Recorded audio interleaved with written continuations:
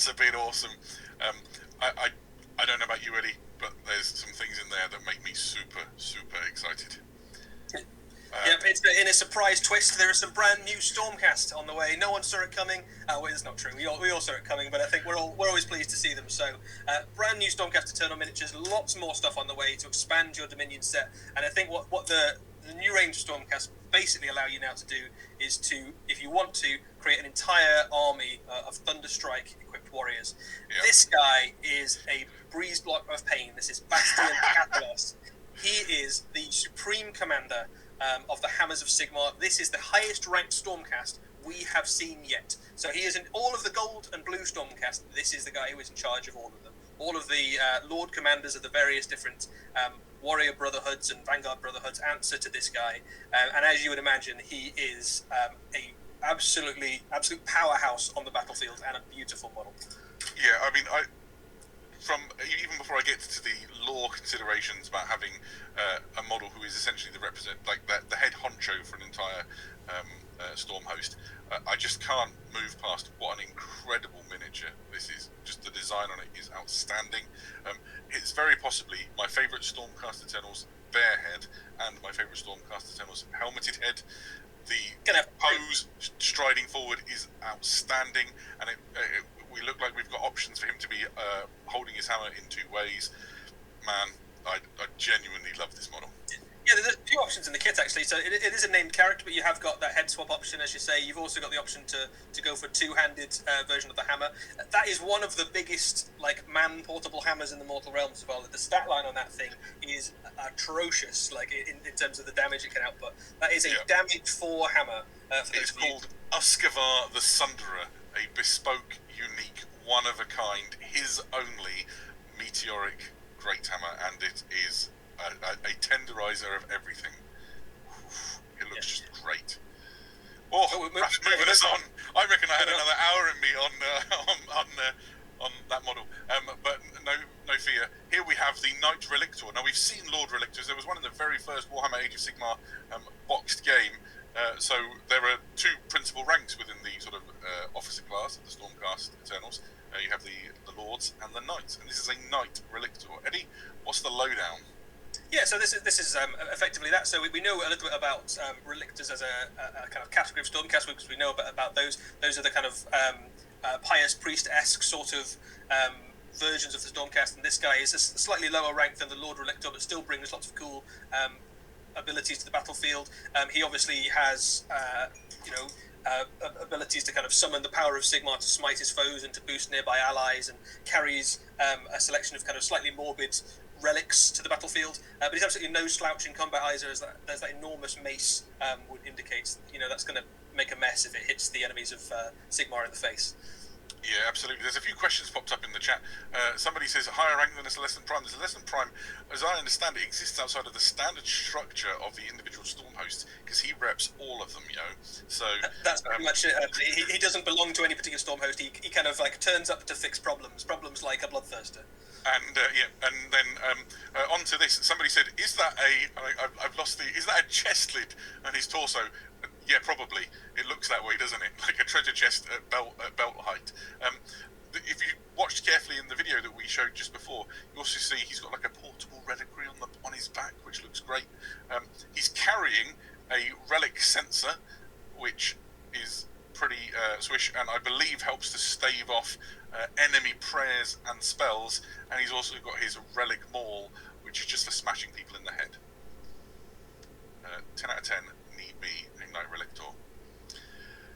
Next up are the Vanquishers. Eddie, what's the deal? Yeah, so this is a really cool unit, actually. So one of the things that we haven't really seen for the Stormcast is like a sword-wielding unit. So we've had some Stormcasts that have swords before, but these are kind of your dedicated swordsmen. They are expert duelists and fencers, and they're swinging these kind of enormous, great Sigmarite great blades around. So they're an interesting option for Stormcast. You can use them as a battle line unit, which means that if these are your jam, you want to go for a slightly more offensive unit rather than the spearmen. You can go for Vanquishers, and their kind of game purpose, I suppose, in terms of what they add to your army, is that they particularly excel at hacking down hordes of enemy troops. So they get bonuses. They're quite good at fighting just against anybody, but they get bonuses for fighting if they are up against big enemy units. So if the enemy unit is 5 strong, they get a bonus, or 10 strong, they get a bigger bonus. So this is the guys you send in to just take massive sweeps out of big blocks of Oryx or Skaven or skeletons or something like that. But really cool looking models. I think that the miniatures themselves are just a really nice take on the Stormcast aesthetic. Mm-hmm. You've also got a nice variety of helmeted and unhelmeted, so you can. All of my Stormcasters then will have their helmets on, but I may start branching out because some of these unhelmeted options are incredible. You've also got some options for sort of. I think we saw a flag in the previous slide, and there's a flag in there, and you've got, I think it looks to me like a Knight Heraldor in training. That's probably not the rules for them, but they certainly, if you blow that trumpet hard enough, maybe Sigmar will promote you to Knight Heraldor. But you get enough bits certainly in the box set to do them all helmeted if you want, or all unhelmeted. And one of the nice things about lots of the new Stormcast kits is that all the various unhelmeted heads can swap and change between units as well, so you can mix and match them quite a lot. So a really, really nice unit, I think, might be my favourite visually of the Stormcast battle line units. But I mean, there's some good ones, but there's something very cool, I think, about just swinging massive two-handed claymores. So as a contender for most exciting Stormcast battle line unit, I think these are a very strong contender in my book, and they can be battle line under certain conditions. Is that right, Eddie? That's right. Yeah, they're not standard battle line, but if you have the right commander in your army, if you want an archer themed force, there are ways of making these guys battle line. So Vigilors, a new type of Stormcast archer. This is the archer unit in Thunderstrike armor. So again, if you want to do a Thunderstrike themed force and you want to add in some range support, these are your guys.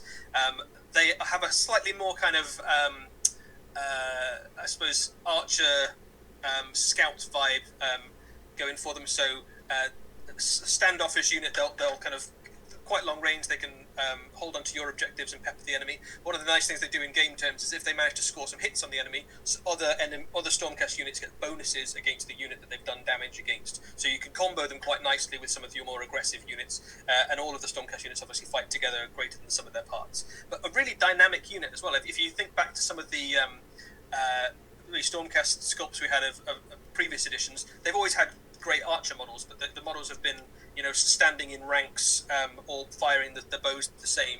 These have got some really interesting, looking like they're kind of moving over terrain, stopping, firing, scouting, just some really fun poses, I think. And then what we're seeing here is how versatile the kit is as well. The kit essentially contains enough variety in there for you to do some really interesting things with your models. Again, you've got the helmeted and unhelmeted things. Sigmar is only interested in picking the best warriors to create his armies. So you've got male and female Stormcast Eternals in this unit. And overall, I'm stoked. The thing I really want to do with these, they look to me like they fit that classic, in my mind, almost ranger aesthetic, sort of scouting out ahead of the army. I quite like the idea of painting them in sort of muddier, drabber tones, like they're infiltrating in quite ahead. clever stuff with the robes, couldn't you? So obviously these guys are Hammers of Sigmar. They've gone for kind of gold and blue. They don't look particularly stealthy in that colour scheme. But if you wanted to do the cloaks in a kind of almost camo scheme, or that kind of elven cloak kind of aesthetic in greys and browns and greens and things, you could make this unit look quite stealthy if you wanted to. Somebody's commented, is one reading a magazine? I think it's a map.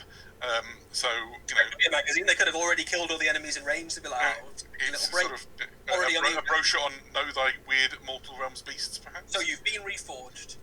Yeah. Love it. Of course, the biggest infantry Stormcast Eternals we've seen, the Stormcast Eternals Annihilators, also get their own new kit, and what a kit it is.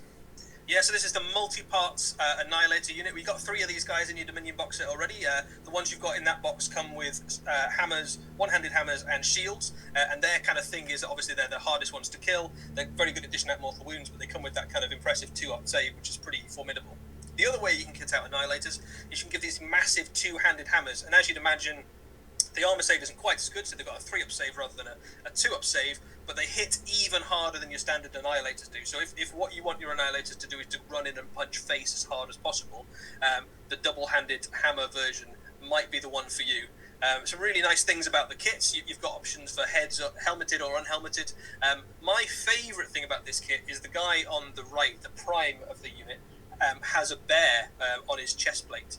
So the one you get in the Dominion box is a lion, This guy has a bear, and they're usually inspired by the creatures of High Azir that they've either hunted with or been inspired by, or perhaps had to kind of go on a quest to slay or befriend or whatever it is.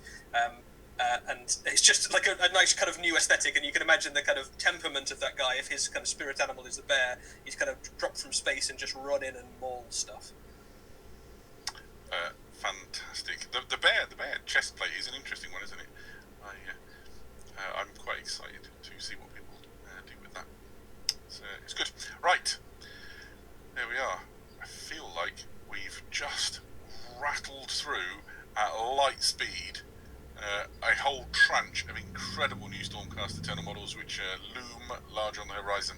It promises to be quite the treat. A few people have asked questions in the chat. One of them was, were these the kits, so the unit kits, are they push fit or are they multi-part assembly models? I believe they're all multi-part kits, aren't they? They are multi-part kits, so that they come with some options. They're not push fit. You've got a few options there for things like you can build them as primes or not primes. You can give them command units or not command units, and you can swap and change quite a lot of the head. So there's a little bit more flexibility in the kits than there is for maybe some of the stuff that came in the Dominion box. And certainly things like the Annihilators, you can get that unit and build them, once with hammers and shields, once with great hammers, once with different helmets. So you can buy the kits multiple times and get quite different looking units out of them if you wanted to, which is good, certainly if you want to do a Thunderstrike themed army. And I think that's really what these kits allow you to do, is that if you want to, certainly you can mix them with any Stormcast you've got. If you've already got Liberators or any of the other kind of standard Stormcast from previous editions, you can absolutely mix them in. But you now have the option to make a whole army in the brand new Thunderstrike armor. And remember as well, there's some other units coming, so we know there's I was about to say, yeah. There's a character level Archer Lord mixed in amongst the stuff. We've seen that model already, and there's a Stormcast Chariot on the way as well. So there's plenty to look forward to if you're a Stormcast player. Now the Knight Judicator, is that the model you were referring to? Yes. Yeah. Now the Knight Judicator is the model that, if you use that as your general, unlocks the Vigilors as. I believe that is the case. Yes. So if you want an Archer-themed Stormcast army, kind of scouting ahead and firing off bolts of lightning at the enemy before fading into the trees, you can do that army. Yes, and I quite like the idea of going full Robin Hood on the enemy and blowing them to pieces with crazy lightning arrows. Sign me right up. Well.